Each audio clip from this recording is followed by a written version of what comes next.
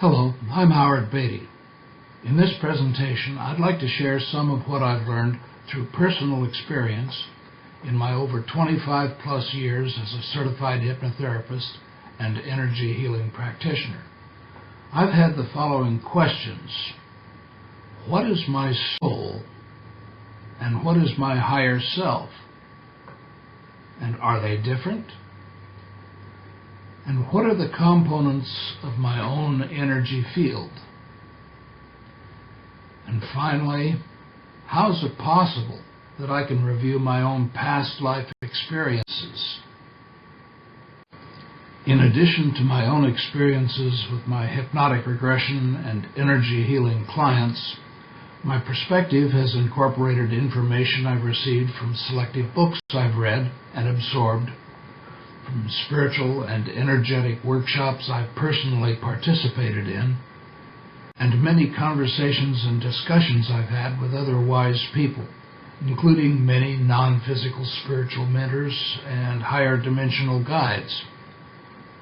But my most relevant experience was working with my healing and hypnotherapy clients in an expanded state of conscious awareness as we explored the spiritual realm of their soul's existence.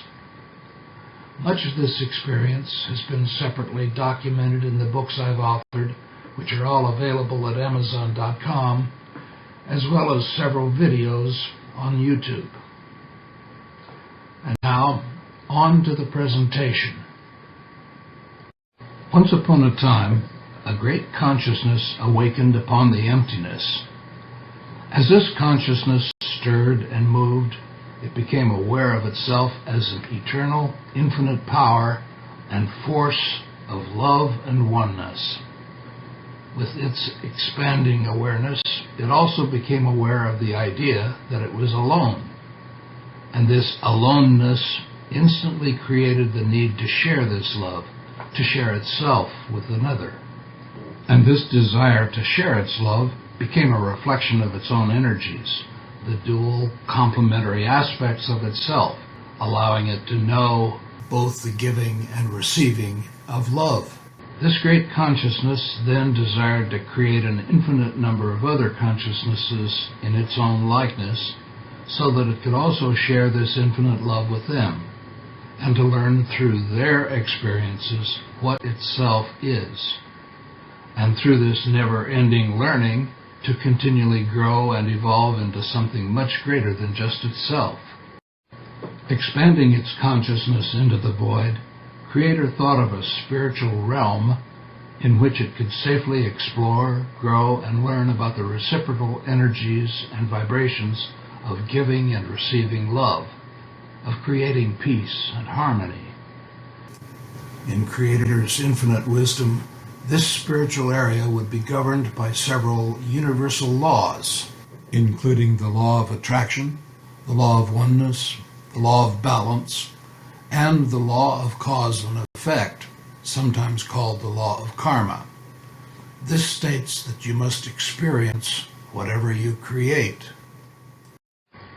In order to ensure that all its creations would be safe and free to explore the spiritual realm as they chose, Creator first created, in its own image and likeness, the archangels as the overseers and protectors of this spiritual realm.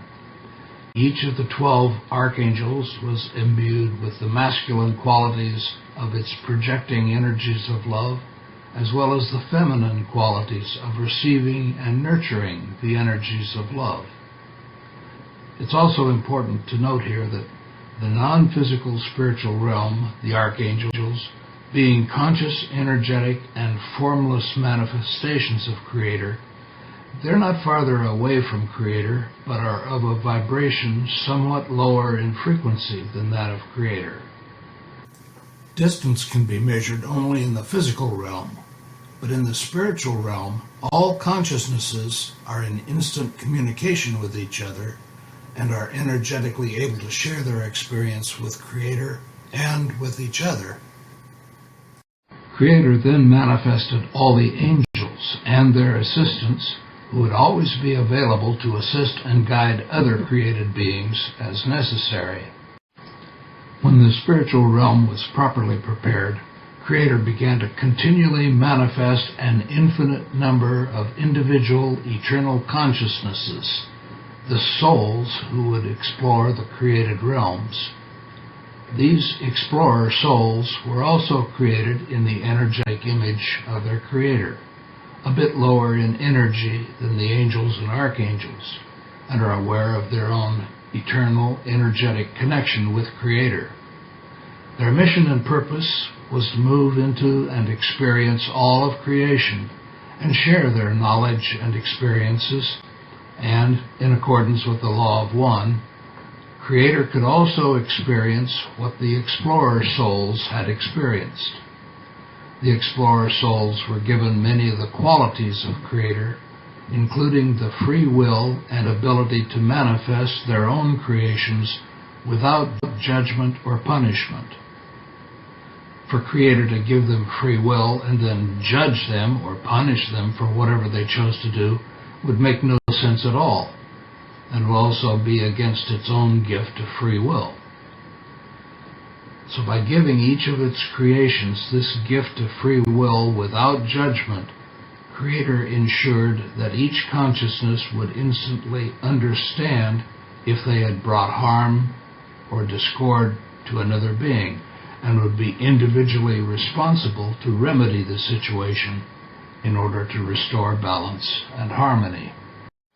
With the archangels and angels to protect and assist the explorer souls, Creator then manifested the physical realm, and the explorers moved out joyfully to investigate all the galaxies and worlds within the physical realm of existence as well. For many eons, the explorer souls began visiting the 2 billion star systems within the more than 2 trillion galaxies in the physical universe. They examined the characteristics and properties of each world, learning about the requirements and limitations of physical existence, the temperature, gravity, and atmospheric elements required to support life forms that could thrive on the various worlds they visited.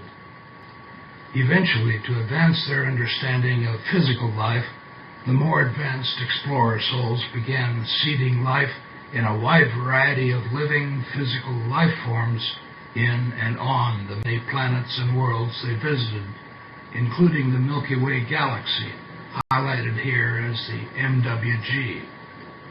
They began expressing their creative energies, starting with primitive life forms, progressing to living plants, and even animal life forms which could thrive in and on those worlds.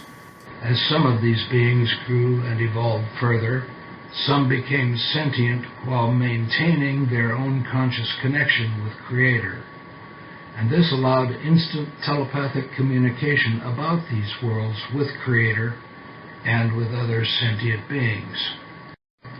After many billions of years, the explorer souls visiting our galaxy witnessed the birth of a new star, the one we now call Sol, which soon formed its own system of orbiting planets. However, upon initial investigation of the third planet from Sol, they found that primitive animal life forms had already spontaneously evolved into pre-human physical beings which had the potential to become fully sentient beings. But unlike other worlds which supported advanced sentient beings with a full knowledge of their spiritual origins, these primitive pre-human beings did not exhibit any conscious knowledge of or connection with their eternal spiritual origins.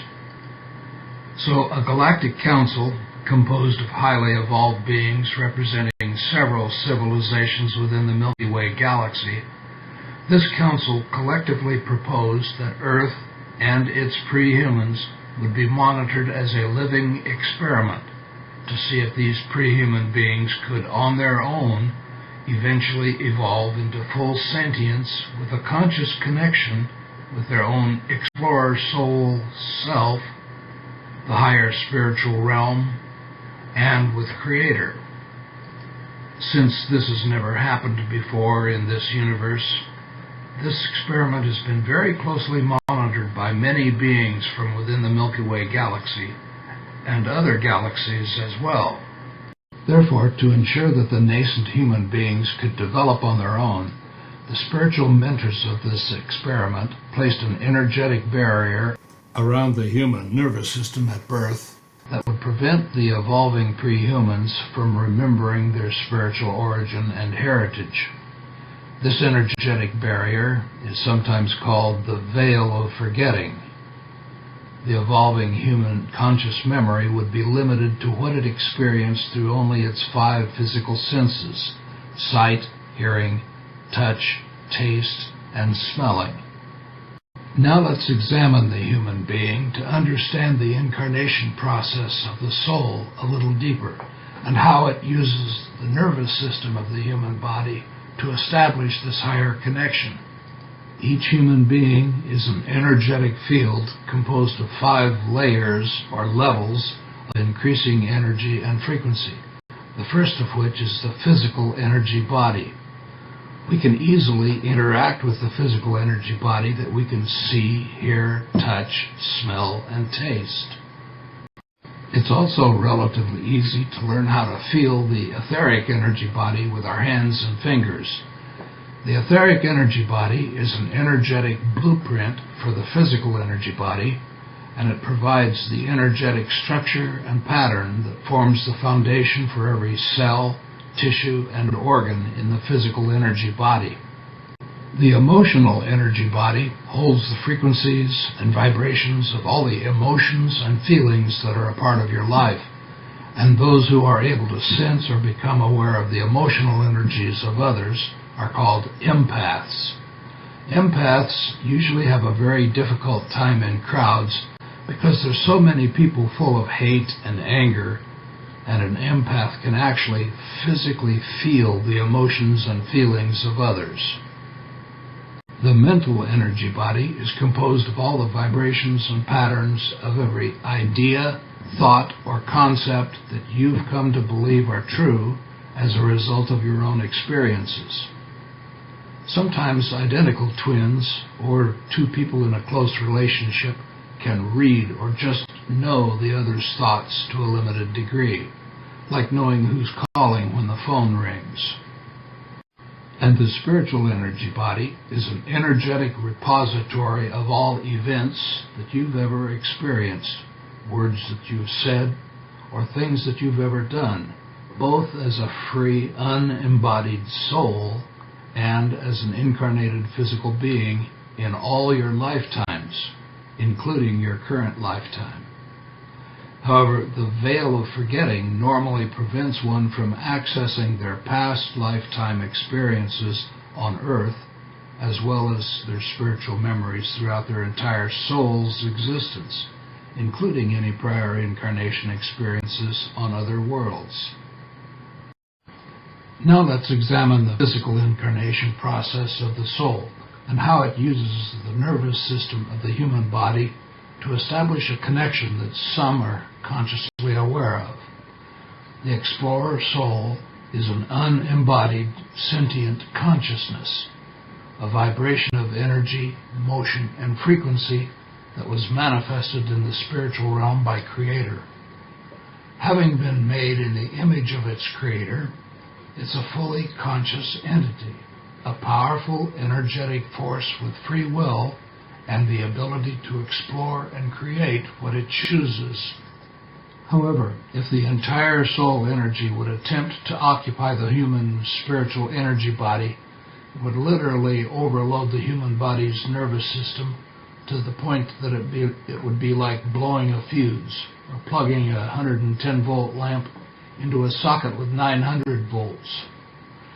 So, in one spiritual training workshop I attended, we learned that when a soul is preparing to incarnate, it normally prepares by moving into the incarnation room, where a portion of its complete soul energy is reduced holographically and modified into an energy level that's safe and compatible with the human nervous system. This process is similar to copying a photo on a Xerox machine, where the copy is similar to, but with less definition than the original.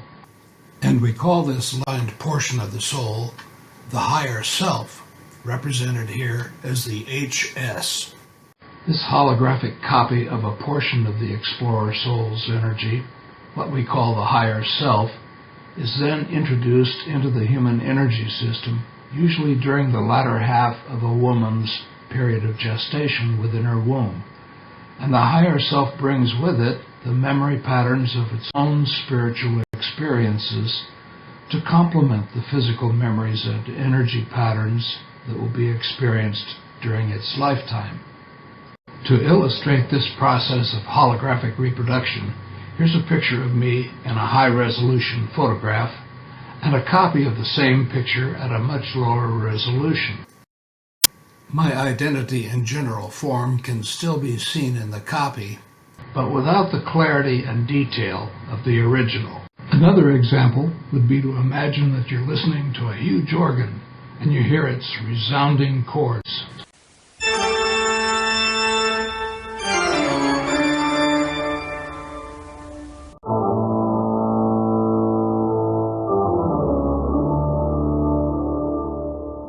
And then you hear the same music, but without the deep bass subharmonics and higher register overtones.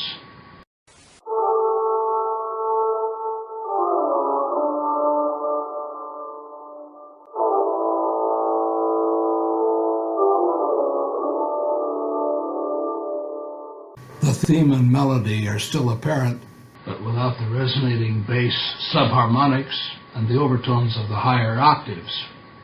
In a similar way, the information, frequencies, and energy of the higher self are like a lesser reflection of the richness, power, and abilities of the whole explorer soul as originally created. Likewise, the richness and power of my own higher self energies and the memories of everything my soul has ever experienced are all readily available and accessible by breaking through the veil of forgetting, either through meditation, self-hypnosis, or with the assistance of a qualified practitioner experienced as a trained past life regression or spiritual regression hypnotherapist. My spiritual energy body is that still little voice within that provides a reliable inner compass to guide my conscious mind in making life decisions that are in my highest and best good. But it's still my free will as to whether or not I follow its suggestions. What I experience determines what I've come to believe in, to know what works for me and what doesn't. Knowledge is experience. Everything else is just information. And my personal truth, what's true for me, may not be true for anyone else because everyone has different experiences along their own path. So the sum total of all the evolving vibrations and frequencies of what I believe to be true becomes the energy patterns of my mental energy body. And what you believe to be true, your mental energy body, affects how you feel about yourself and about others. And those feelings and emotions automatically become the vibrational patterns of your emotional energy body, whether those feelings are joy, confidence, and happiness, or whether they're fear, aloneness, or unworthiness. What you choose to believe absolutely affects how you feel. And as a result, how you feel about yourself in turn affects the vibrational energy patterns of your etheric energy body, which is the energy matrix upon which the physical cells, organs, nerves, and blood vessels of your body are built. Taken together, the vibrational patterns in my spiritual energy body influence everything that I believe about myself and others, my mental energy body, which directly determines how I feel about myself and others, my emotional energy body. And this directly affects my etheric energy body, the blueprint for my physical energy body, which determines my overall health and well-being. So all these energy patterns make up my energy signature and affect how well I interact with others in my physical and social world. This is also why hypnotherapeutic spiritual regression is so powerful. It allows the hypnotherapist to quiet the conscious mind of their client and to break through the veil of forgetting. This allows the client to, under guidance, recall from their own higher self in their spiritual energy body the energy patterns of initial traumatizing events or causative factors of a physical or emotionally unhealthy event that they're not normally consciously aware of, and then to quickly modify or release these unhealthy patterns at their source. And finally, during physical death, all heart and brain activity stops.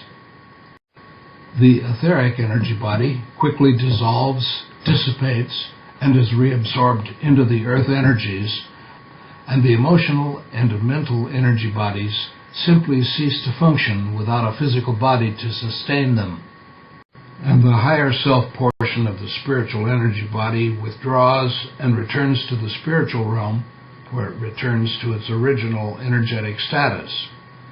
The complete soul consciousness then begins reviewing the goals that it set for itself prior to incarnation, and with the assistance of its ever-present spiritual guides and mentors, assesses its progress in meeting those goals.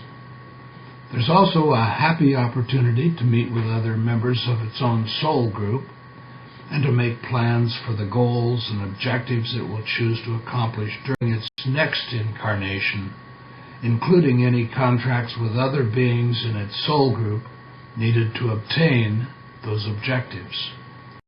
My sole intent here is to provide a description of where my own experiences have led me and to share what I've learned and experienced, what's currently true for me. However, that doesn't necessarily make my truth true for anyone else. Each of us is on our own path with very different personal experiences, both as an individual consciousness freely exploring the spiritual realm and as an incarnated physical being in this lifetime on Earth. So there you have it, a short overview of what my hypnotherapeutic and spiritual regression experiences have revealed for me.